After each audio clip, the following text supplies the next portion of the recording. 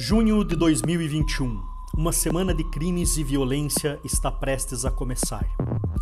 Dia 9 de junho, quarta-feira, Lázaro Barbosa invade a chácara de Cláudio Vidal e mata ele e seus filhos, em uma ação que dura cerca de 10 minutos. No momento da fuga, sequestra Cleonice Marques, de 43 anos, esposa de Cláudio.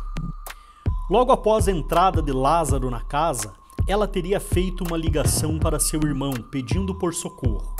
Sua família chegou momentos depois, mas já encontrou apenas os corpos de Cláudio e de seus 2 filhos. Quinta-feira, dia 10 de junho. Na parte da manhã, Lázaro Barbosa invadiu outra residência a apenas 3 quilômetros de distância da chácara da família de Cláudio e Cleonice.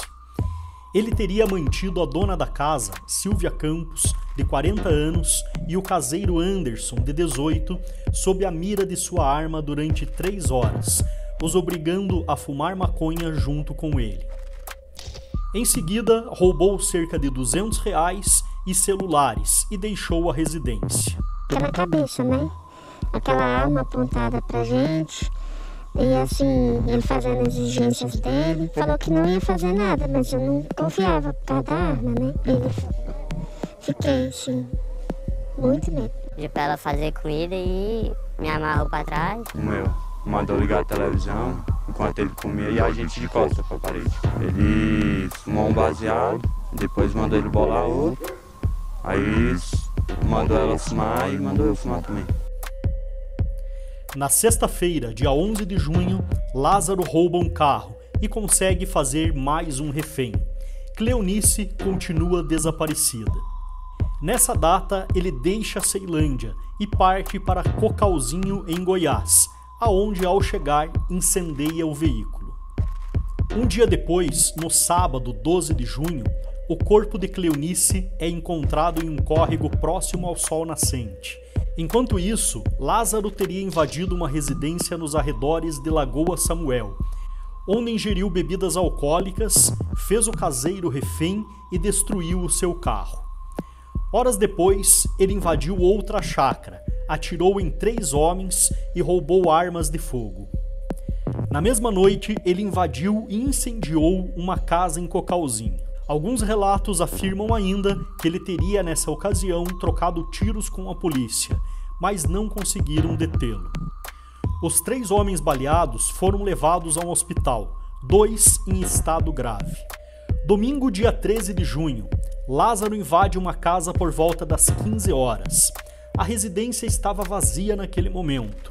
O criminoso aproveitou para roubar um carro Corsa vermelho e, aproximadamente às 18h30, abandonou o carro em uma rodovia a 30 quilômetros da residência invadida mais cedo. Acredita-se que Lázaro tenha avistado um bloqueio policial e decidiu fugir para o mato. Dentro do carro, a polícia encontrou um carregador de munição.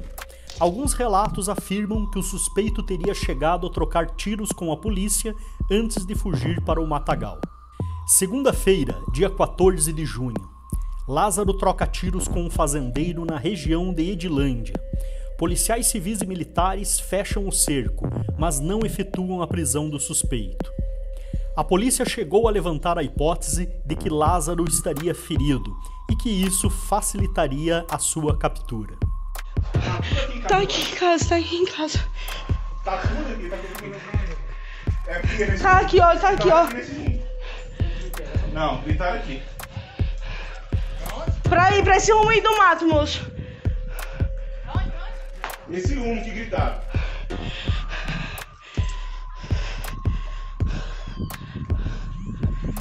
Me escuta, vai quando eu te chamar, cara. Terça-feira, dia 15 de junho. Novamente, uma família é feita refém por Lázaro, agora na zona rural de Edilândia. O modus operandi utilizado foi o mesmo do crime realizado na quarta-feira, dia 9. Ele levou o casal, dono da propriedade, e a filha adolescente para a beira de um rio. Porém, a menina conseguiu mandar uma mensagem para o celular de um policial que visitou a casa das vítimas no dia anterior. As equipes da polícia chegaram rapidamente ao local e houve confronto com o criminoso. Os reféns foram salvos, um policial acabou sendo baleado de raspão, mas Lázaro conseguiu fugir novamente. Nesse documentário, nós vamos conhecer a verdadeira história de Lázaro Barbosa e por que ele se tornou um criminoso brutal e extremamente perigoso. Lázaro é um latrocida e estuprador experiente. Ele participa de roubos e assaltos desde criança e começou a matar com 20 anos de idade. Já foi várias vezes preso, já fugiu várias vezes. Também tem muita experiência em se esconder da polícia.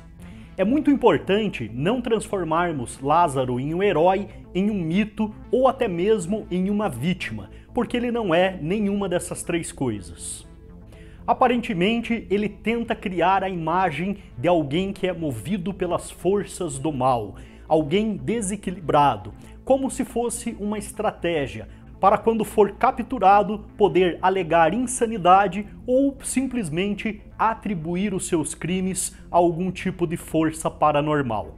Segundo os laudos de especialistas, ele pode ser sim considerado um psicopata, mas isso não faz dele também um serial killer, porque ele não segue padrões, ele não tem rituais, ele simplesmente é um criminoso perigoso, fugindo da polícia desesperadamente e deixando um rastro de crimes pelo caminho. E esses crimes já vinham acontecendo há muito tempo. A história de Lázaro é muito mais longa do que simplesmente esses poucos dias que relatamos no início do vídeo. Fazer nada eu não posso, mas o que eu posso fazer em palavras, tentar confortar os corações e pedir muita desculpa por eu ser pai de uma pessoa desequilibrada, assassina e que eu considero como um monstro. E pedir muitas desculpas, e se eu pudesse voltar atrás e consertar tudo, eu consertaria agora, mas eu apenas não posso. Sou a mãe do Lázaro Barbosa de Souza. O que eu te peço, Lázaro, se você estiver me ouvindo ou vendo, você me faça o favor, Lázaro, de se entregar e para você falar, esclarecer a verdade e as mentiras, Lázaro. Tá saindo muita mentira, mais mentira do que verdade. Então eu quero que você se entregue. Não vai ter jeito para tu, não tem jeito. Então você se entrega e esclareça toda a verdade. Ninguém vai te matar, ninguém está querendo te matar. Apenas estamos querendo a verdade. Eu sou a tua mãe que está falando. Nós estamos sofrendo muito, a família. Todo mundo gosta de você. Como você sabe, Lázaro? Se entregue, pelo amor de Deus. Sou eu, tua mãe, que estou te pedindo. Lázaro Barbosa de Souza nasceu na cidade de Barra dos Mendes, na Bahia, município com cerca de 13 mil habitantes e que fica a pouco mais de 500 quilômetros de Salvador. Foi lá que ele registrou a primeira passagem policial em 2007, aos 20 anos de idade, por assassinato. O primeiro crime de Lázaro Barbosa teria acontecido por conta de um amor não correspondido. Segundo testemunhas, o criminoso era apaixonado por uma garota que tinha medo dele. Um dia, quando saiu para caçar, Lázaro a assustou e ela tentou pedir ajuda para 2 homens. Esses mesmos 2 homens acabaram sendo os primeiros alvos do assassino.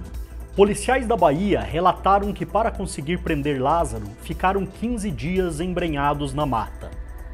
Na época, as buscas só terminaram porque Lázaro decidiu se entregar, mas a prisão durou pouco e ele fugiu dias depois. Em 2009, Lázaro foi preso no Distrito Federal por roubo, estupro e porte ilegal de arma de fogo. Em 2013, foi preso novamente.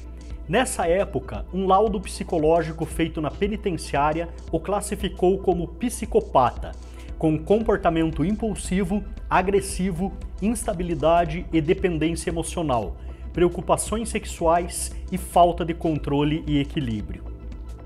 Mesmo assim, em 2014, ele ganhou direito ao regime semiaberto e em 2016 fugiu da cadeia.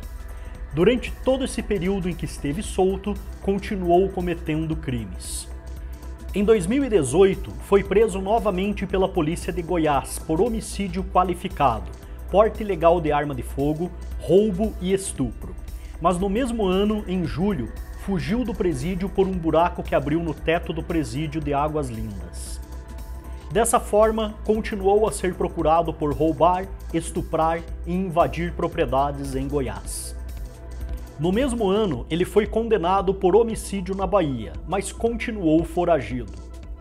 Em abril de 2020, Lázaro invadiu uma chácara em Santo Antônio do Descoberto e golpeou um idoso com um machado. Apesar dos ferimentos, o homem sobreviveu. 4 dias antes da chacina em Ceilândia, Lázaro também assassinou um caseiro em Cocalzinho de Goiás, cidade onde seu pai reside.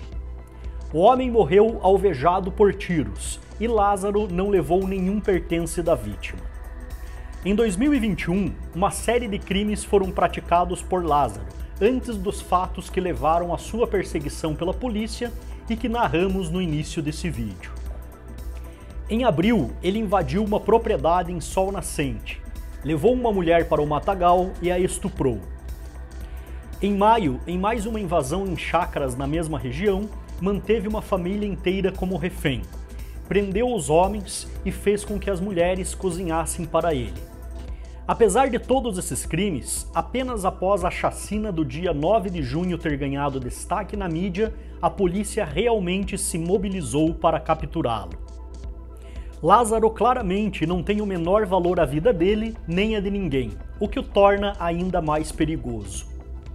Sua última residência foi na cidade de Cocalzinho de Goiás. No local, a polícia encontrou itens e desenhos que indicam supostos rituais de magia negra. Após a onda de crimes ganhar destaque na imprensa, Lázaro passou a ser procurado por cerca de 400 policiais, que se revezam dia e noite com 3 helicópteros, cães farejadores, equipes munidas de equipamentos de visão noturna e térmica, além de drones e profissionais de inteligência. Porém, Lázaro cresceu na região e é considerado um mateiro. Tem muita experiência em se esconder, usando até mesmo buracos e árvores para isso. Até o término desse documentário, Lázaro não havia sido ainda capturado. Porém, sabemos que só existem 2 destinos para ele: cadeia ou cemitério. Provavelmente essa história não terminará por aqui. Muitos crimes ainda serão descobertos. E por esse motivo é importante que ele seja capturado vivo, para que todas as famílias, todos os lesados por Lázaro durante todos esses anos, possam ter a justiça realizada. Se você gostou desse documentário, não esqueça de compartilhar com seus amigos e também se inscrever no canal para receber mais produções como essa. Um abraço e até o próximo vídeo.